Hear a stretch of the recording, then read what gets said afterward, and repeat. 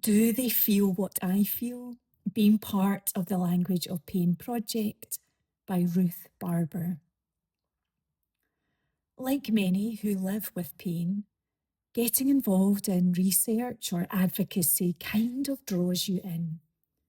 I didn't set out to be involved in this kind of work.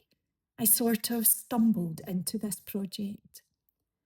I don't really view the language of pain as work, but I value this project more than any traditional work I have been a part of.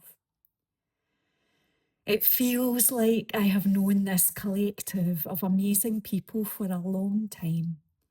We all worked together on the original language of pain pilot study.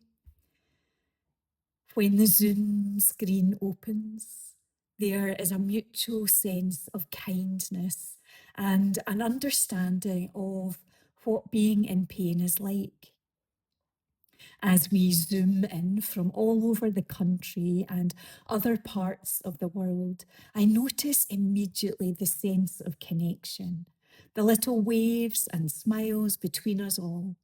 The warm welcome and hellos bring us together and allow us to bring our whole selves, not just our pain, not just our expertise in other fields, every part of us. We bring our life that is, of course, now affected by pain every day. Each time we meet, I am always struck by the question, do they feel what I feel? Do these smiling, welcoming faces feel the pain and discomfort I feel? Do they know what it is like to never be alone, as the pain is a constant companion in life? The simple answer is yes. But there is nothing simple about expressing pain through language, just as there is nothing simple about living with the complexity of pain. If pain is so complex, then I have often wondered why it is so often simplified to fit models, standardized frameworks, or existing explanations of pain. The language of pain does not do this. The research is an opportunity to show my most complex, messy self, and then use that to create and develop a language for my pain. And it is most definitely messy. I'm not great at expressing myself in creative ways. I have plenty of concepts in my head, but how to get them out is another matter, a matter greatly helped by the creative process of our research. What is the process? Well, it is an emergent process. Although we have a dedicated theme or aspect we are working on when we meet, how we get there is not preset. In one session, Jo led us in creating artistic impressions of our pain. Using the analogy of weather, she gave us the wise advice, non-judgmental, no right or wrong. In my other work, I am a yoga teacher. I often say to my class, simply feel your body and listen. In some ways, this is the same in the language of pain.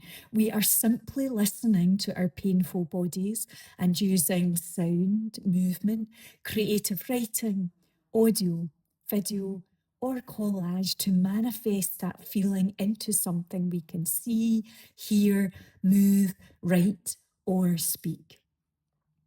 You might think that a group of painful souls like us going through similar experiences in our day-to-day lives would manifest similar expressions of pain.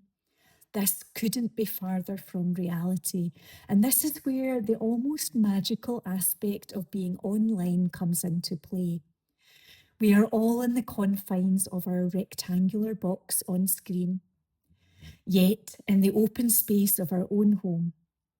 As we work on a task, we can see each other thinking, working, creating and exploring, but within the limitations of a screen. The actual piece we're working on is often invisible to others until the reveal. This is a revealing and sharing of a piece of creative work, but it is also a revealing and sharing of the vulnerable side of living with pain. It is a snapshot of my individual experience living with this heavy burden. Each of us share, and there is a collective discussion, thoughtful and kind, support for each other, and acknowledgement of the effort that has gone into creating. As the weeks go by, you would think that we would become stagnant and lose momentum. It is the opposite. The pain may be stagnant, and our lives may feel as if momentum is slow or paused. But this heaviness seems, to me at least, to be lighter after creating and expressing myself. I mentioned earlier that I find it difficult to be creative.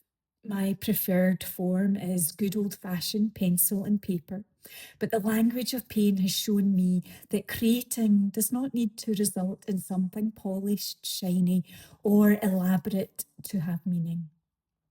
Maybe the more raw, the better for our language of pain to develop. And the project has developed as a language involving art forms, multimedia, and varying styles.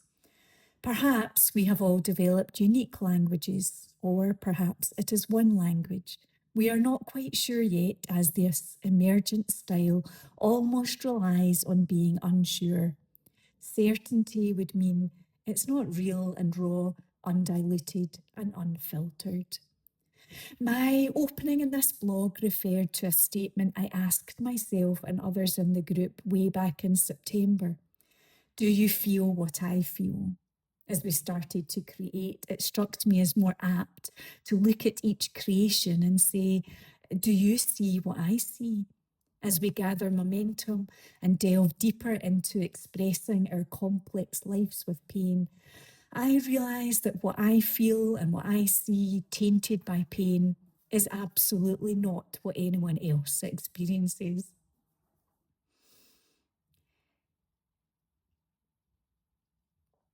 Yes, we all have pain, but our language and expression of that pain are wide and varied. It demands an expression and a unique pain language that this project wholeheartedly encourages.